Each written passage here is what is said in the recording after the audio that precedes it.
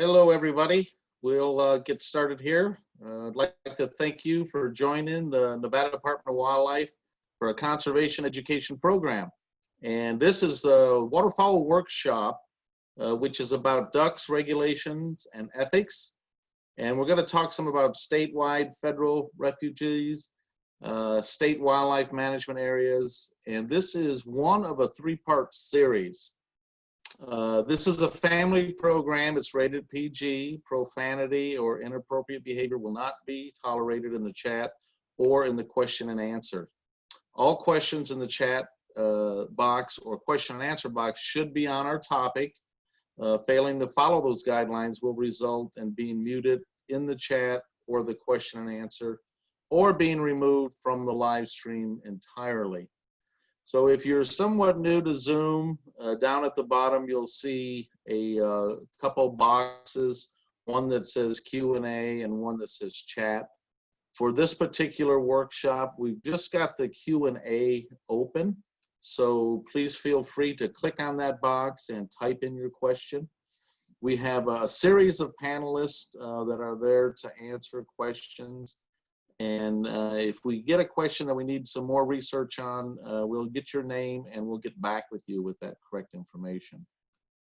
So once again, thanks for joining us, and we're happy to have you with us. And at the end of this webinar, you'll get the opportunity to leave some comments or suggestions. After this presentation, it'll automatically pop up.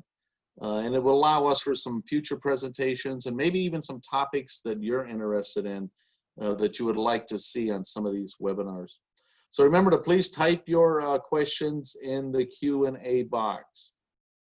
A quick reminder, there is a youth waterfowl hunt at the Overton Wildlife Management Area, which opens on October 24th.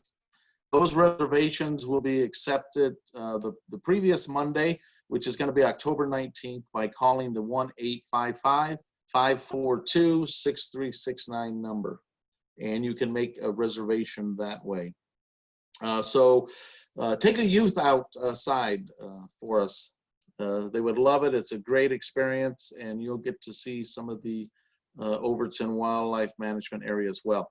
And it's a youth-only hunt, so anyone 18 or over is not allowed to participate in that type of hunt. Okay, so we're going to start off with some laws and regulations. And the first one I want to kind of go over is our license requirements. So a valid hunting license for hunters aged 12 years and older is required for the waterfowl hunting season. If you're under the age of 12, you can still hunt, and your limit is the same as a licensed hunter, but you must be accompanied by an adult. For those under 12, you don't need a license. A federal migratory bird stamp for hunters age 16 and over. Now you can get that stamp electronically, available at indelllicensing.com, and that's good for 45 days. And that's going to be printed right on your license. And then the physical stamp will come in the mail within that 45 days. And once you get that physical stamp, you need to put it on your license and actually sign across that stamp. Now, if you don't want to do the electronic way, you can actually visit one of your local post offices and pick that federal migratory bird stamp up. But if you're 16 or over, you need to make sure that you have that federal migratory bird stamp. Your state duck stamp is now included in your Nevada hunting license, so you don't have to worry about that one anymore. Any person 12 years of age or older who plans to hunt any kind of migratory game bird, including ducks, geese, swans, doves, snipe, gallinules in Nevada, is required to have a HIP number. And what a HIP number stands for is a Harvest Information Program. And what that does is it allows the federal government and biologists to see what's being harvested on a yearly basis, which in turn allows for the season to be set for what type of species and how many you can take of each. So the HIP number or the validation number is very easy to get. There's two ways you can get it. First of all, it's free, and you can call the 1-855-542-6369 number, which is right there at the bottom of the screen, or you can go online to indowlicensing.com and obtain that HIP number. Now, if you do that and reprint your license, that number automatically prints up at the top of your license. But if you're just keeping your old license, you will need to write that number in there. Very important to have a federal duck stamp, your valid hunting license, and a HIP number when you're hunting any kind of migratory bird. Hunting hours and season dates are a half hour before sunrise to sunset. And of course, that changes throughout the year. So there's a sunrise and sunset table there in the Nevada Small Game Hunting Guide. So very important to pick one of these books up. It's full of valuable information and information you're going to need. If you don't like the hard copy, you can, of course, download that onto your phone or something. And as long as you've got it, so that information is available for you. Seasons date change yearly and vary by region and species. So maybe a few years ago, you could have different ducks than you can this year. Keep that in mind. It does not stay the same.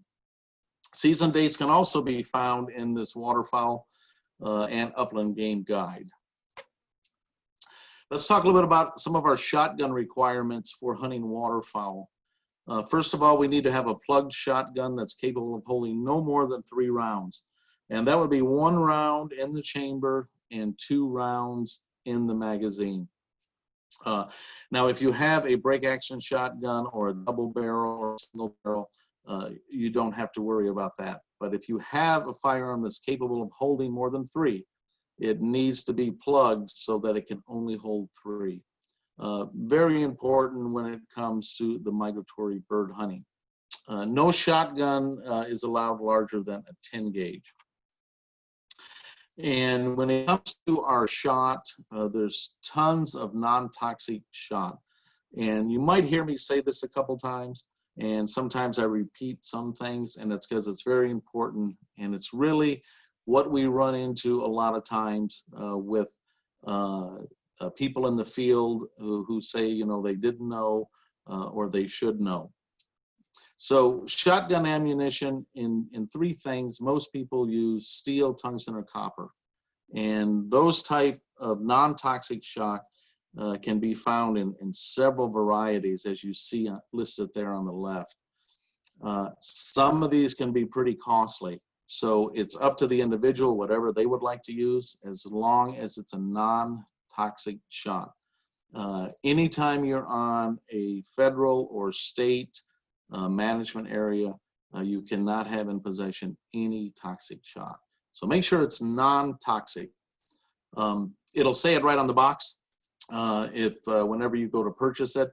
So depending on how much money you want to spend on some of those and practice with, because some of them shoot completely different than others. So it's a good idea to get some of these ahead of time and do some practice on that. Just remember, lead and other toxic shot is prohibited to possess when hunting waterfowl or while on a state or federal wildlife refuge. Martin, if I can. Sure. Just remember that it's illegal to possess. Just because you say you may not be using it, just simply possessing it in the field in those locations would be deemed illegal. That's a good point, and I kind of forgot to introduce Victor Jordan, who is a Nevada Department of Wildlife game warden, and especially with the opening of the waterfowl season, because dove season is still running into effect. And if you get off one of these management areas and you want to do some dove hunting there as well, a lot of hunters like to use the lead shot, you know, on the dove, but make sure that you're not possessing both of them when you're on the management area, as Victor said. Thanks, Victor. You cannot hunt from a motorboat unless the motor is off and the boat has stopped. And by that, I mean you can't rev up your motor and be coasting into a bay or something while it's still underway and do any kind of hunting. The boat has got to be completely stopped. You cannot use a motorboat or vehicle to concentrate or stir up wildlife to get them going. That is also illegal. But you can use the motorboat to retrieve any dead or crippled wild waterfowl that you have shot. Some unlawful hunting methods is there's no live decoys allowed in the state of Nevada or electronic calls. And by that I mean any type of electronic calls that's amplified, and that could be by your cell phone or any other device. So essentially we're going to use the old-fashioned duck calls that you can blow through by your mouth, or your goose calls. Those are perfectly fine as long as it's not any type of electronic. Now you can use some electronic calls during what's called the light goose season. And normally I don't talk about the light goose season because we don't have one in Southern Nevada. But with this new technology and the webinars, we may have people from all over the state watching this. So there is a light goose season in the northeast and the northwest part of Nevada. And what that is basically your Ross geese, lesser snow geese, and greater snow geese. And with those, you can actually use electronic calls. And as you can see, the season there is February 20th to March 7th, which is after the close of all the other waterfowl seasons. So it's basically just for that light goose season. And also with the restriction there is you're not restricted to 3 rounds in your shotgun for that light goose season, unless you're on a management area. If you're on a management area, you always have to have your shotgun plug to hold a capacity of only 3 rounds. So that's kind of a specialty hunt right there. But some people may be heading up north to do that come February 20th and March through March 7th. So keep that in mind. Some unlawful hunting methods we have here in Nevada is a sink box, which you can see that picture there. It's very common in actually up in Canada. Sink boxes are very common up there, and even some states in the US. But you cannot use one here. You cannot be fully concealed under the water. Also, an unlawful hunting method is baiting. You cannot place or hunt over any type of bait of any kind. And accidental knockdown of your actually decoys going in and out of your blind or retrieving birds is not illegal in the management areas. And I'm going to talk a little bit more about that when we get into Overton, because it's kind of got a special little way that hunters are kind of tied to their blind out there. We'll talk some about waste. So you're required to take all the edible portion, which is the breast meat, and not allow the meat to spoil. If you look down there at our brochure, you can get this brochure from any of our department offices.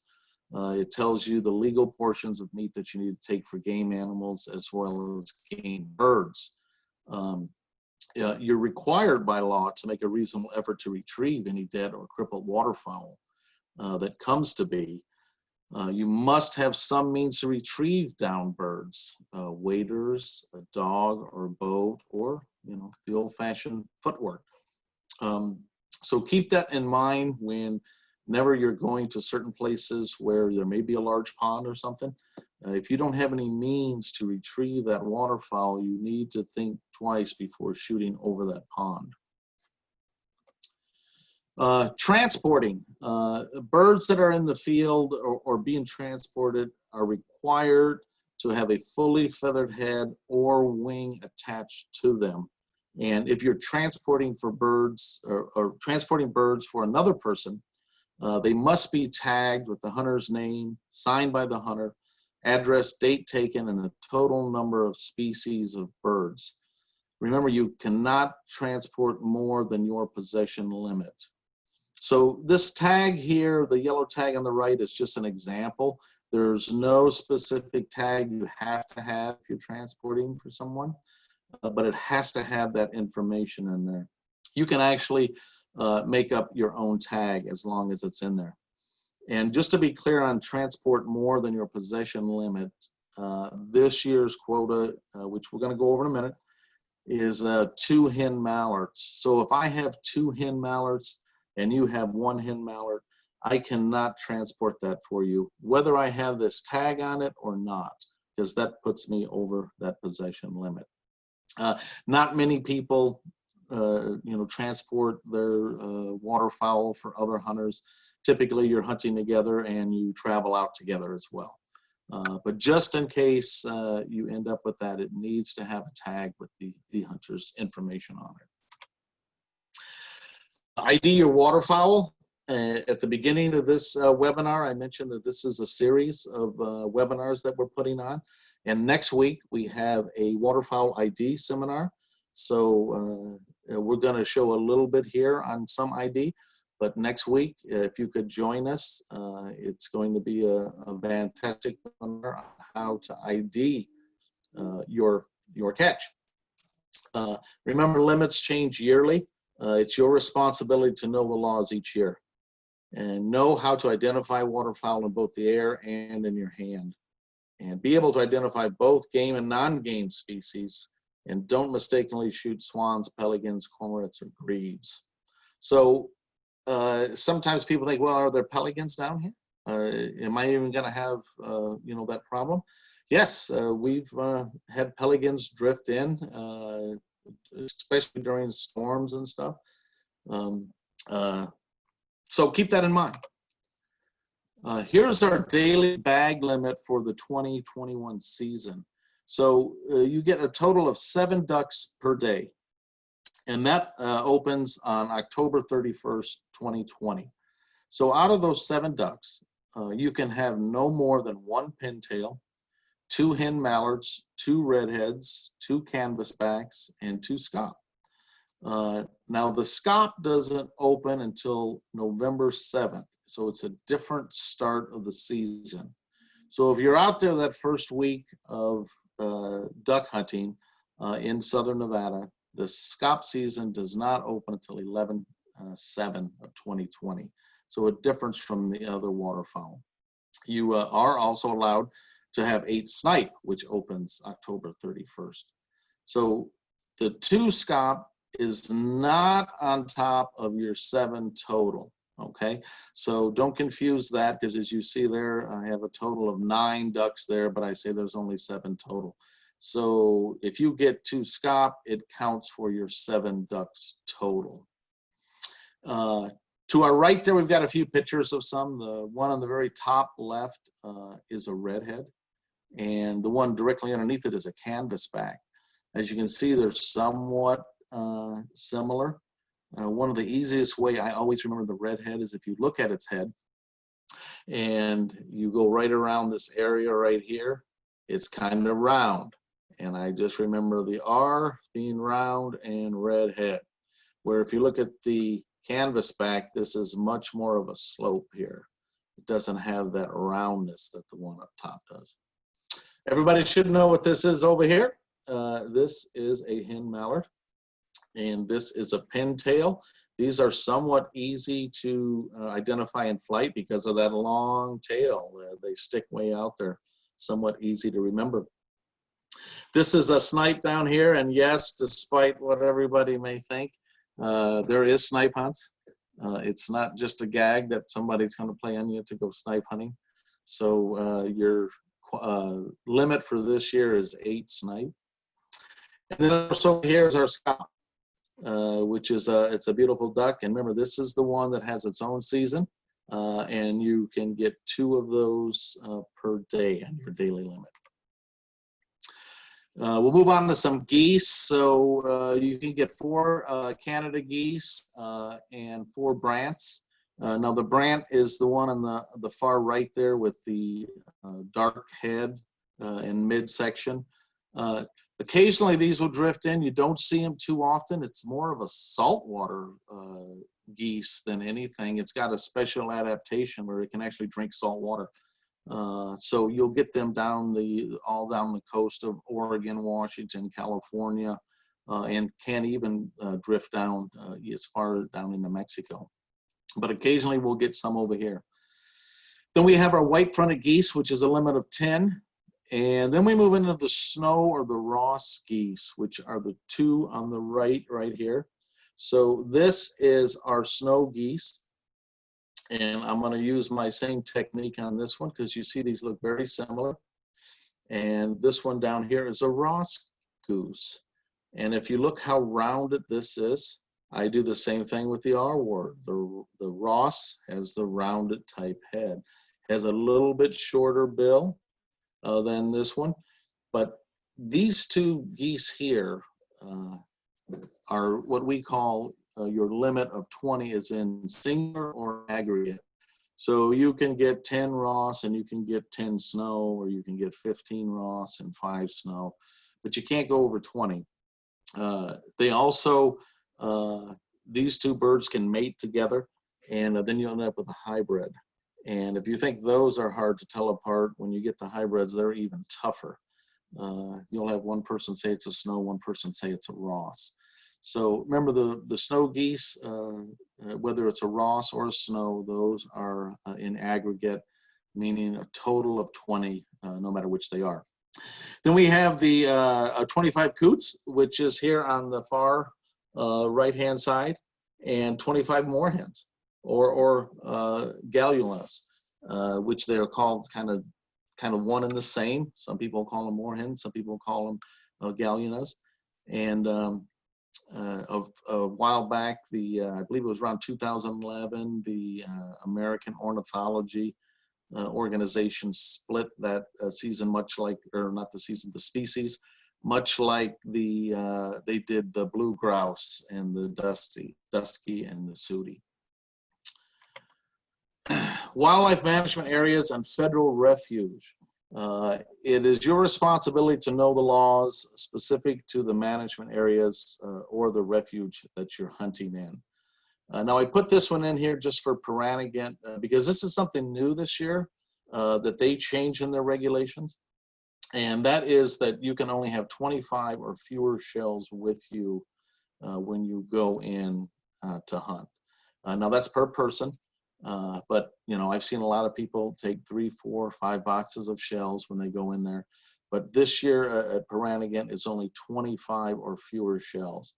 And I put that in there because I wanted people to know that, you know, these rules and laws do change. So do your homework before you go into any of these specific management areas. Many regulations can be found online or posted at the individual management area. And of course, in the small game hunting guide that I just showed you a few minutes ago. So if you have any questions on any of those, you can contact the specific management area or the refuge for details on that. So let's talk a little bit about Overton Wildlife Management Area, which is a state run. And we're going to go through here about the reservation system. Opening day and weekend is a mail-in application only. Now, unfortunately, the deadline is the second Wednesday in September, which would be tomorrow. So if you haven't already mailed in for this, it's pretty much too late to get the opening day and opening weekend. However, don't give up, because beginning on Monday prior to the season opening, which is the 19th, Monday through Friday, you can call that number, the 1-855-542-6369. And you can make a reservation. So reservations, what you can make for is for the pond, bulrush, or field. And as I talked a little bit earlier about the pond and retrieving your game, if you don't have a dog or some good hip waders, you probably want to stay away from the pond because you're gonna need to get in there to get it. Now you don't really have to wear hip waders. The water might still be a little bit warm. But as the winter comes on, it might get even a little bit colder if you wanted to wait in there without them. Reservations can only possess one at a time. So you have to wait for that reservation to expire before you can go and make another one. You have to check in at least an hour and a half before shooting time or 2 hours before official sunrise, which is kind of saying the same thing. What that does is it gives hunters time to get out there, get their blind, set up their decoys, get ready before the first shootings can start. Depending on what time of year it is, is going to depend on when that sunrise table that you look in the hunt book. Blinds are assigned by random draw at the check-in. Once you draw a ball for your blind, you must hunt in that selected blind or go to the standby list if you really don't want that blind. But I can tell you by some of the hunts that I've been out there on, I'll be in one blind and all the ducks are over on the other blind. And the next time I go, I happen to get that blind and then all the ducks are over on this blind. So it really is, you know, it's hunting. If you're guaranteed a blind once you make a reservation, you just don't know which one you can pick until you get out there. There is no walking around the management area, and I mentioned that just a second ago. If your decoys fall over or you go to pick up retrieve some of your birds, that's perfectly legal. There's nothing wrong with that. But walking around the management area or sitting outside of a blind on one of the paths or the roadway, you cannot do in the Overton management area. Standby hunters go in the standby list and are assigned blinds in chronological order.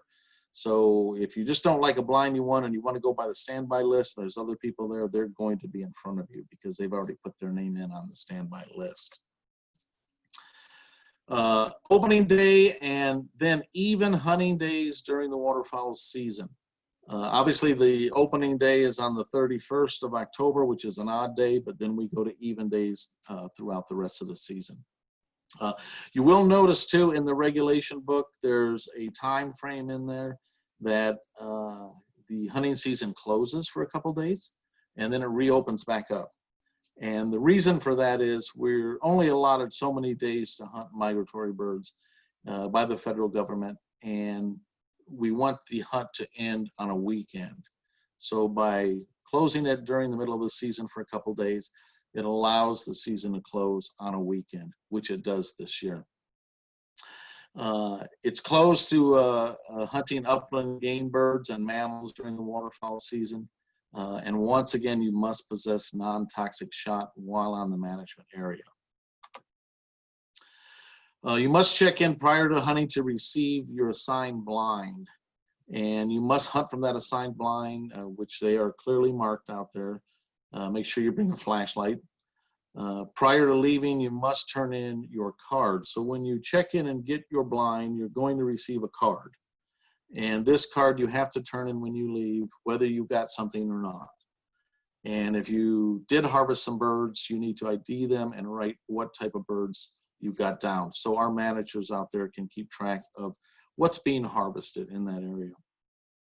You can pull a wagon or cart with all your supplies in it, especially if you've got a lot of decoys and everything, but you cannot drive a vehicle in there. If you do need any assistance with handicap, we do have handicap blinds there. Make sure you check with the manager as soon as you get there in the morning for one of those blinds.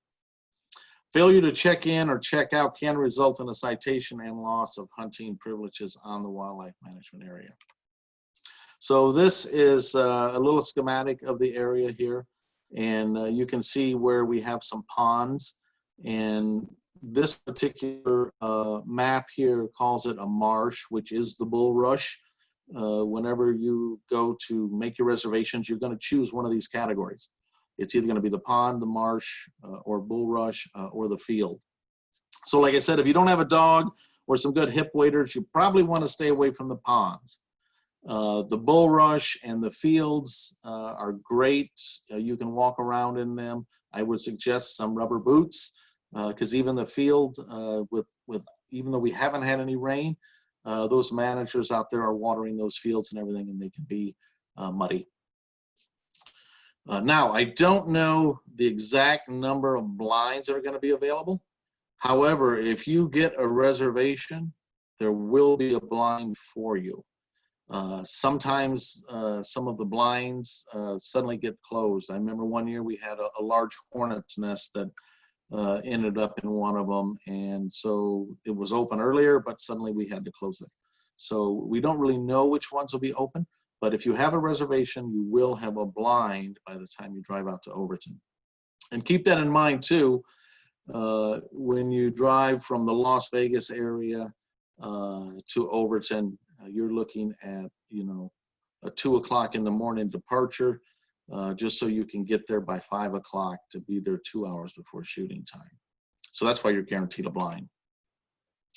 Afternoon hunters, they start taking names for blind reservations at 11:30, and they begin check-in at blind assignments between 12 and 2. Okay, let's talk a little bit about Key Pitman. It's another state wildlife management area. Now, it is open on odd hunting days during the waterfowl season, and the reservation draw system is only for opening day.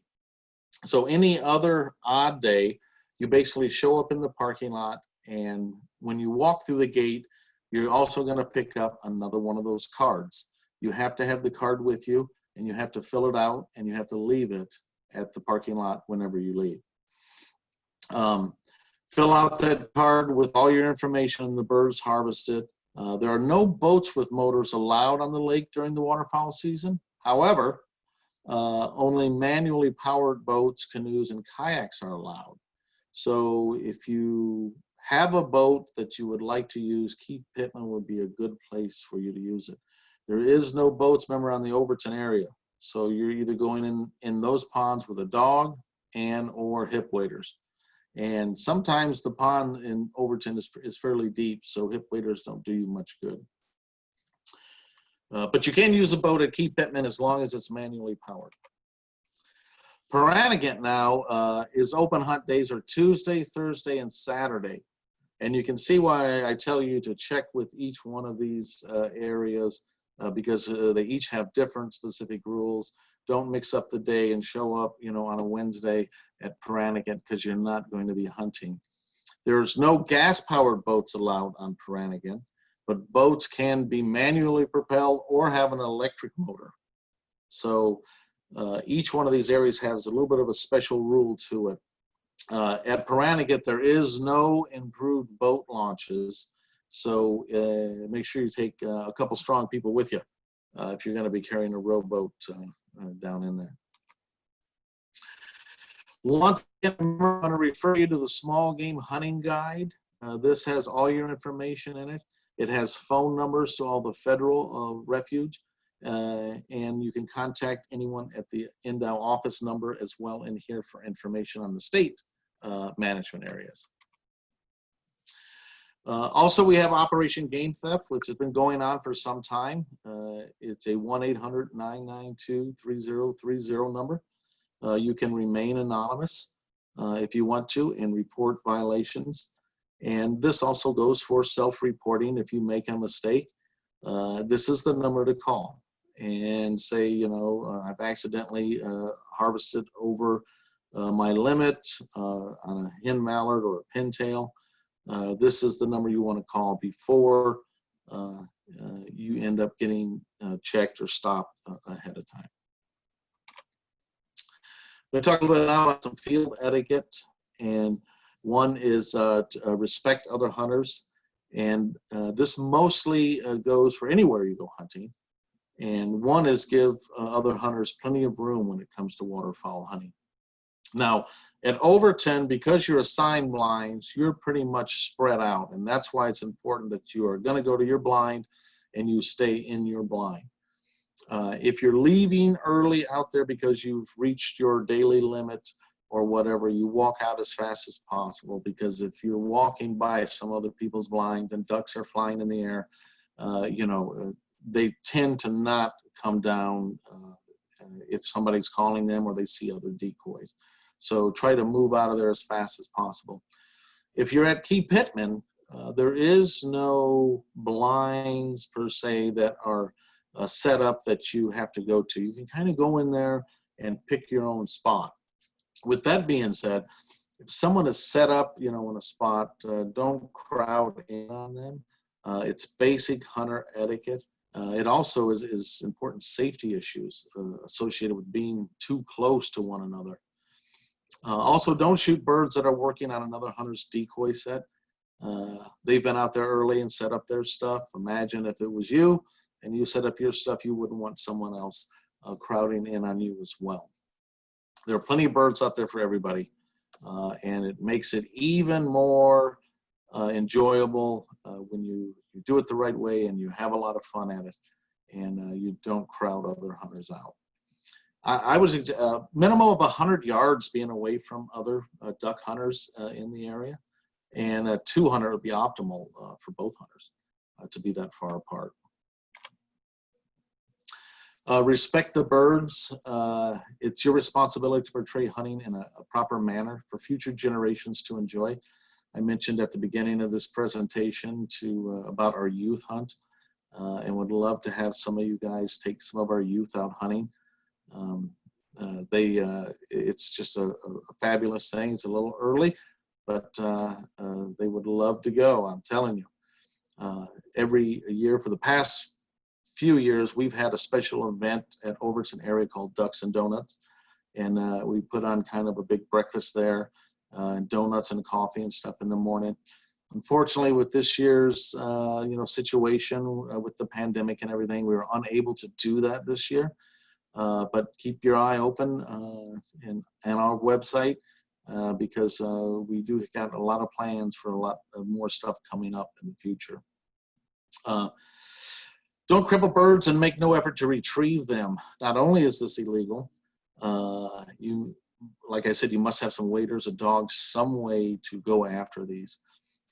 Plan properly for the water depth that you're hunting. So keep that in mind. Don't shoot birds or species that you've deemed inedible or someone else has deemed inedible for you, like coots, mergansers, or diving ducks. They still must be cared for. And let me explain that to you. So you can shoot 25 coots, and I have had a lot of people tell me I would never eat a coot. A coot are no good to eat. I've ate them, and I think they're excellent. But that's me. Maybe it's how they were prepared. And game can always be that way. If it's not well cared for at the beginning, you can't expect to have a fabulous flavor at the end.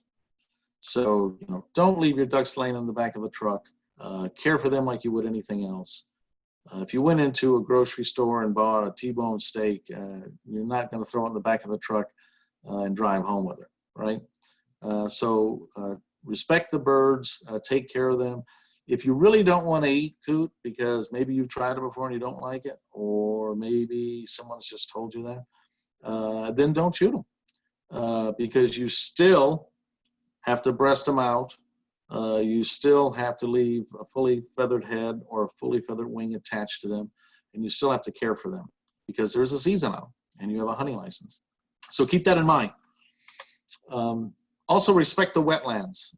Don't litter. Please pick up all your trash and shotgun hulls, especially in the Overton blinds and stuff. You don't want to go into a blind that's just full of shells and everything from the people before you. And so don't leave that for them as well. Littering, is both offensive to other hunters and non-hunters, and it's illegal to boot all of that. Nobody wants to clean up after you. You don't want to clean up after everybody else, so clean up after yourself. Leave the blind in the marsh better than you found it, not only for other hunters coming up, but for our future generations that are going to be coming out there and remembering how and what they have done to leave that area for the next generation as well. Don't be a sky buster. So this is always a neat topic because it's a little bit different for everybody. And it's easy to tell or to call other people sky busters when they're in a blind a couple rows down. It's hard to judge the distance they're shooting at. You need to know the effective range of your shotgun.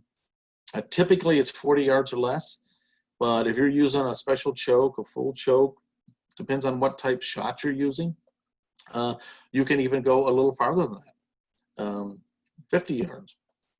So sky busting is one of those things when birds fly over, other hunters are waiting for them to circle around and maybe come down to the decoys and stuff. And if you start shooting when they're 100 yards in the air, all you're doing is just pushing them away. So keep that in mind that sky busting, call them, wait for them to come closer. There's nothing wrong with some birds that fly past you. I mean, that's hunting. If you deem they're too high, let them go. they may circle around and come back a lot lower. There's another thing with that is being able to ID them. When they're that far in the air, it just gets harder and harder to ID, right? And you're responsible for IDing what kind of birds those are. So keep that in mind. A close bird is much easier to ID than a bird that's 100 yards away. A crippled bird is also a dead bird. If they fly off and you can't find them, or you just barely wound them, chances are they're not going to make it. And then that moves us into our next category, where we have loss of reproduction potential and loss of future hunting opportunities, because that's how whenever they do the bird count, if birds go down, that 7 duck limit per day may be decreased to 5 or whatever. A missed bird is also an educated bird. They know what is happening. They hear that shot go by them. And like I said, it's also easier to identify them when they're much closer. So that's what sky busting is. And it's always one person's choice of words to another. And I can tell you a quick story with a crane hunt I was on. I shot at these cranes, and everybody said, "Why'd you shoot at them? They were too far away." And the next cranes had come by, I didn't shoot, and they said, "Why didn't you shoot at them? They were too close." So, I mean, it's one person's opinion to another. Let's talk a second about once you get some ducks, what's the best way to do? Remember, by law, we have to take the breast out of the duck. So in this first photograph, you just make a small incision right there. It's on its back. And those feathers kind of just peel apart real easy. You can just tear them, just kind of tear it apart. And if you ever carved the turkey at Thanksgiving or anything, there's a breastbone that goes right down the center. You just run your knife right down there, and then right along the bottom of it is a number 5, and that breast piece just falls right off. And then you look at number 6 there, and you get 2 nice breasts. And this is a good sized mallard. Mallards are great sized ducks and pintails. If you're shooting teal and stuff, you're gonna get a much smaller sized breast. You'll have to save a couple daily limits in order to get yourself a good sized meal. But it's actually very easy to do. And remember though, if you do this in the field, that breast, you must leave a fully feathered head or wing attached to that. Now, if you want to get fancy and make a nicer dinner, which some people do, here's a couple ducks that were brought in, and they were plucked in the field. But you can see we've got a fully feathered head left on here. Because plucking the ducks, yes, it does make a little bit of a mess. And you'll see there's a lot of down still left on these ducks. And the person here is dipping this in a paraffin wax, which actually strips off all that down. I've seen some people use, a small soldering torch or something. Just don't overheat it where you're actually cooking the duck if you're going to use something like that. This makes a nice, better presentation if you would, making a dinner. You do get a little bit more meat on it because you're not leaving any of that stuff behind. And then you can snip the feet off and, cut the head off. And if you look at this one on the right, it kind of looks like the chicken that you get when you go to the store that you're going to buy. That's how those are prepared. So a lot of wild game is very similar to the domestic game that we get in the grocery store. So let's look back at some of these things. Remember, it's your responsibility to know and follow the laws and regulations. And you can do that by getting the small game guidebook. And it has numbers in there for you to contact other refuges around the state, as well as the Endow state management areas. So don't forget to pick up that small game hunting guide. Non-toxic shot and a plugged shotgun. Those are 2 of the most common things we see that people are either unaware of or don't follow. But you will be checked to see if your shotgun's plugged, and you will be checked to see if you've got non-toxic shot. Remember, don't transport for others if it's going to make you exceed your possession limit, even if those birds are tagged. Everyone must have a HIP number and a federal stamp. If you're 16 or older, you need the federal stamp. But everyone must have a HIP number if you have a hunting license. And that even means if you're 12 years old. If you're under 12 and you do not have a license, obviously you do not need a HIP validation number. Know how to ID your waterfowl, and I hope to see a lot of you guys back here next week. And you can sign up the same way you did for this one on our waterfowl ID. I know I'm going to be there, and it's going to be exciting. We'll have a different presenter and probably a few different other people on the question and answers. Be respectful of the birds and other hunters and other wetlands. If you see a violation or accidentally commit a violation, call the OGT hotline, the 1-800-992-3030. So, thank you for joining us. Thank you for coming. Please, after this webinar goes off, please leave us your comments so we can get an idea of if you'd like to see more of these or if you'd like to see some different things on here. So don't forget to do that for us. And take a break, embrace the outdoors, and practice responsible recreation. I'm Martin Olson, and hope to see you next time. Bye-bye.